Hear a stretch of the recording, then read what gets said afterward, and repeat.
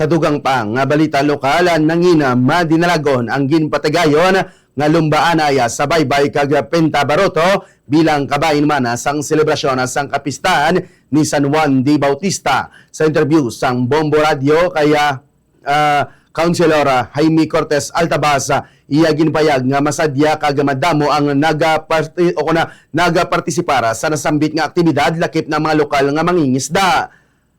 Suno kay Altabas lakip man sa ginpatigayon amo ang Penta Baroto nga isa ka paagi agod mapakita kag makilala ang talento sa mga lokal nga artist sa syudad kag syudad sang Roas kag probinsya sang Capiz.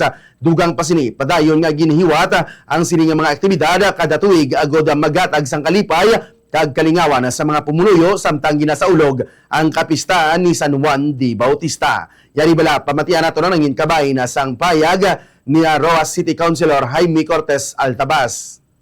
Kaya ang Penta Baroto, way naman na to help and para makilala sa aton mga kauturan nga gapamati subong ang aton mga local artist diri sa Roas City, sa syudad sa Roas kag sa Capiz. No, so isa man na namon ka advokasya na makilala ini nga mga local artist kaysa uli dako ini sila nga bulig para sa turismo ag sa kayuhan sa aton nga syudad ug probinsya.